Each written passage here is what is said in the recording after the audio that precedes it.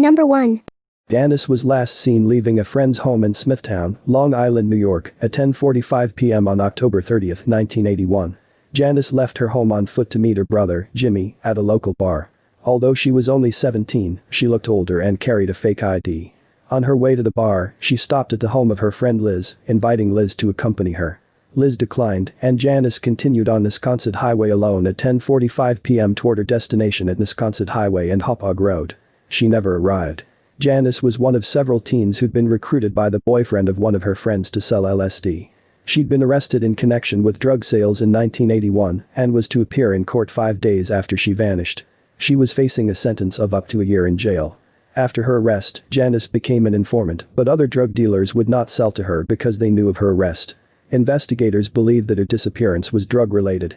Some have speculated that Janice left of her own volition to avoid going to jail, but her family never believed this to be the case. They believe some of Janice's friends know more than they have told authorities. The man who Janice was selling drugs for has since died of a drug overdose. Janice is said to have had a very trusting nature and would often hitchhike. She enjoyed rock concerts and had many posters of rock stars on her bedroom walls. She apparently sold drugs in order to finance these concerts, but she did not regularly use drugs. She was about to start a new waitressing job and was looking forward to it. Janice has been missing for 37 years and hopefully someone has had guilt weighing on them every day for all these years. Hopefully they will come forward and tell what they saw or heard. Her loved ones deserve to know. Number 2. Alexander was last seen in Burlington, Vermont on January 28, 1985. He left his parents' Berlin, New Hampshire residence after packing his car in order to return to college. Craig was born and raised in Burlington, Vermont, the son of prominent architect Eugene Alexander and his wife, Marilyn, an accomplished attorney. On the day of his disappearance, Craig packed his belongings and prepared to head back to college in New Hampshire. Once his luggage was packed away in his car, he grabbed the leftover pizza from the dinner table and headed out into the snowy night. When nobody had heard from Craig for a few days, his father located Craig's car in a snowdrift in front of the Lane Press offices in Burlington. It was later learned that Craig had stopped to visit a friend at 325 St. Paul Street, 4 buildings down from where the car was found. The friend he visited stated that Craig had left his home at about 11:30 p.m. Craig's parents suspected foul play rather quickly, as they said their son was not an adventurous outdoors type, and there was no way he would have left in such frigid conditions without his car. The police, however, only did a cursory investigation, checking to see if there was any activity on his bank account and the like. They took the stance that as an adult, Craig was free to disappear without telling anyone. Craig was never seen or heard from again, and his parents are now deceased, but he has siblings that are still living. In looking at the building where Craig visited a friend, it appears to be either a large house or it could be a small apartment building. I am wondering what the chances are that something happened to Craig in that building. I don't know if the friend he visited was a person of interest, but it seems unlikely that he would encounter a random predator while walking 4 buildings away in the snow. It was noted that when his father found the car, it was buried in a snowdrift. I don't know if it was snowing heavily enough the night of his disappearance that his car was already buried by the time he returned to it and was unable to drive it. Perhaps someone offered to help him dig the car out or give him a ride home. I haven't seen any indication of whether the items Craig packed, or even his keys, for that matter, were in the car when it was found. It's hard to guess exactly what happened to Craig, but I tend to lean towards something happening inside the building. Number 3. Carlson was last seen in Santa Monica, California on December 12, 1977. She was driving a 2-door brown 1977 Ford Thunderbird with a California license plate number 893RXB. She has never been heard from again. There are no details about the circumstances of her disappearance that I've been able to find anywhere. Sylvia attended Mount Holyoke High School and Uppsala College. It was in April 1959, during her junior year of college, that she became engaged. She married Dr. Edmund Carlson in New Jersey 1960. The couple moved to California where Edmund Carlson headed up development programs for Claremont Colleges and Loyola Marymount Universities. Edmund remarried in 1982, 5 years after Sylvia's disappearance, and died from Parkinson's-related issues in 2014. His obituary states that Sylvia passed away prior to his second marriage. However, there are 2 divorce records for this couple in the California Index. One is from 1982, clearly initiated by her husband in order to be clear to remarry. But there is an earlier filing, from 1975, 2 years prior to her disappearance. Whether this earlier filing for divorce was ever completed is not known, but it is an indication of some trouble in the marriage. Sylvia's 1977 Ford Thunderbird was found in January 1978 at 1922 Penmore Drive in Venice, California. Police were told it had been there since mid-December 1977. 1922 Penmore Avenue now appears to be an apartment building, and sites like Zillow show it was built in 1985. It's not clear what exactly was there back in 1977. I wish we knew the circumstances of her disappearance. Was she separated from her husband and living alone? Dating someone else, perhaps?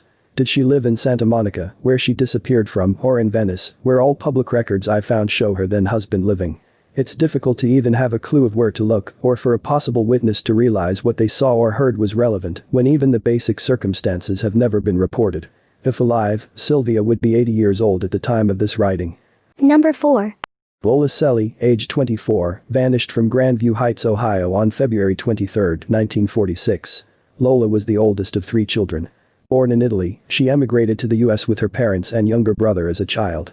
Due to the fact that the children spoke no English, they were enrolled in the same grade, even though Lola was a year older. Both Lola and her brother Felice were excellent students. Following high school, Lola went on to become a teacher. She taught in West Mansfield, Ohio, and would return to Grandview Heights each weekend to spend time with her family. At 10:30 a.m. on the day of her disappearance, Lola left her parents' home at 1783 West 3rd Avenue with the intent to go shopping at Robert's department store in Columbus, Ohio. She planned to open a charge account and purchase nylon stockings, then stop into a jewelry store. She was expected back around 2:30 p.m., but she never returned and has never been heard from again. It was approximately 2.5 blocks from her home to the bus stop at Cambridge and W 3rd, where she would catch a bus downtown when she went shopping. It is believed that she never boarded the bus. A male neighbor, 21-year-old Harry Lane, who lived across the street from the Cellis, stated that he saw Lola walking toward the bus stop. He found this unusual, as he said that most residents of the neighborhood used a different bus stop, which was in a different direction. Harry would go on to state that he had been in his living room putting on his coat as he first noticed Lola walking. As he exited his home, he saw her about a block away. He began walking to the other bus stop, the one at First and Westwood, which he claimed was the stop commonly used, and was surprised not to see her on the bus. He told investigators he had been headed to a jewelry store. Lane had served in the war and was a student at Franklin University at the time. He lived with his mother at 1802 West 3rd Avenue. Although there is little in the way of logistics to suggest his involvement in Lola's disappearance, some things about his statements to police and the media were inconsistent. His initial statement was that he'd been in his living room with his mother, preparing to go out shopping when he saw Lola walk by. He said that by the time he finished getting ready and left the house, he saw her about a block away walking in the direction of the bus stop. He stated that he did not call out to her and she didn't turn back. He said he wasn't certain she was headed to the bus stop. He proceeded to the bus stop at First and Westwood and claimed to have waited about 10 minutes for the bus. According to Harry, the bus would have picked Lola up first, and he estimated that she would have waited about 5 minutes. In another version, he stated that he saw Lola walk by as he was in his living room getting ready. He ran outside and called out to her. She told him of her plans, and he asked her if she wanted company. She said, "You'd better hurry up." He quickly went back inside and threw on his jacket and ran to the bus stop at First and Glen, barely making it. Note: this is a different intersection than he had previously said he had caught the bus from. When he got on the bus, he looked for her but didn't see her. He said he took the bus downtown and walked around the Lazarus department store for 2 hours looking for Lola before going home. From what I've read, Lazarus was a massive store, occupying several floors in a building, but it isn't the store Lola was headed to. A couple days after her disappearance, a motorist reported having seen a man and a woman arguing in a red Dodge Coupe with a broken window along Olentangy River Road near West North Broadway, resulting in a red high-heeled shoe being thrown from the car's window. This was significant because Lola was known to have been wearing similar red shoes when she vanished. Despite a search of the area, investigators were unable to locate the shoe. At least 3 witnesses claimed to have seen the shoe when passing by. Investigators checked into the Chaseland Garage filling station in Sharon Heights, Ohio. This was the nearest station at the time to where the shoe had reportedly been tossed from the car. The gas station attendant told authorities that he had witnessed a man and a woman in a red car with a broken right window. The man, according to the attendant, was telling the woman to be quiet. The man apparently purchased $2 in gas, gave the attendant a $5 bill, only to speed off without receiving his change.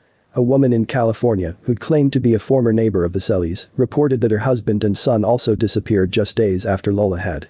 This led to speculation that Lola and her married neighbor had run away together. This theory was quickly dismissed as a disgruntled ex-wife trying to cause problems for her estranged husband, though there was a news article that indicated he was missing and being searched for in Riverside, California. It was also discovered that they were not neighbors of the Cellis, but actually lived in a neighboring suburb. I do not know if he or his son were ever located. Another possibility that was looked into was the death of one of her male college friends. Dr. Anthony Melfi died on February 24, 1946 in Columbus after a 3-month illness. He was only 24. There is some indication that Lola was aware of his condition and that she had been asked to visit him. No evidence was found to suggest she had visited him. In fact, she was reported to have said she would send a card instead because she was very busy. In 1956, 10 years after Lola's disappearance, John Guy, a marshal in a neighboring town, notified investigators that Lola was alive and well and not far from Columbus. When pressed for details, he declined to violate her privacy. The case was closed as a result of this claim. He later recanted his statement, claiming that his words were exaggerated and that he had possible information that may materialize in the future. This tip had also led to marriage records in Kentucky being searched. Again, nothing useful was found. The area where Lola lived has been described as an upper-middle-class suburb, and it is not believed that someone could have forcibly abducted Lola between her home and the bus stop, as the commotion would have attracted the attention of residents. Her family also did not believe Lola would have accepted a ride from a stranger, but thought she might have gotten into a car with someone she knew casually. Lola's disappearance remains unsolved, and her case continues to haunt many to this day. Number 5. Klug resided in the 6800 block of Horse Bend Road in Richmond, Virginia, and worked as a title researcher for a law firm. She had a telephone conversation with a co-worker whom she was dating during the evening hours of May 20, 1986. Hazel was last heard from at about 11:30 p.m. when she spoke on the telephone to a co-worker that she was dating. She did not show up to her job at the law firm the following morning, which was not typical of her behavior. Police went to her home and found her car and her dog. Only her purse and a military-style trunk were missing. Police believe Hazel was the victim of foul play. They claim to have a suspect and have stated that they are waiting on DNA results before moving forward. Hazel's case is one of the unfortunate ones where law enforcement has not been forthcoming with important information, such as the location she was headed to, so a route can be established, and who the suspect is. It's unfortunate because I've seen so many instances where the persons who gave information that broke the case wide open did not even know the missing person. They knew the suspect. The Unsolved Disappearance of Kara Kopetsky is a good example. It was her boyfriend's behavior and that of his family which led to the case being solved. People made the connection because they knew Killer Yost was the prime suspect. Lacey Peterson's case is another example. Police had an idea of where to look because Scott Peterson had been seen in his boat. If people didn't know Scott was a suspect, think how differently the investigation might have gone. I honestly feel that by holding these things back, they do Hazel Klug a real disservice, as people aren't going to realize it meant anything if they saw the suspect with a shovel, for instance, if they don't know the person is even a person of interest. Perhaps it would jog someone's memory even knowing where in Richmond she was last seen and where she was headed. They could have witnessed something, but if they did not know Hazel, they wouldn't even think it mattered. Overall, it does seem like the detective does want to solve her case and appears to be very responsive to tips, which is good. I just feel that it's much easier to find a person, just as it is to find a lost object, when people have the clues of where to look. I just want her to be found. According to her cousin, both of Hazel's parents and 2 of her sisters have passed without knowing what happened to her. Hazel's other sister, who has searched for decades, is now suffering from cancer. I think it's time to move past the secrecy strategy. It's been over 30 years of agony for her family. It's time to bring Hazel home.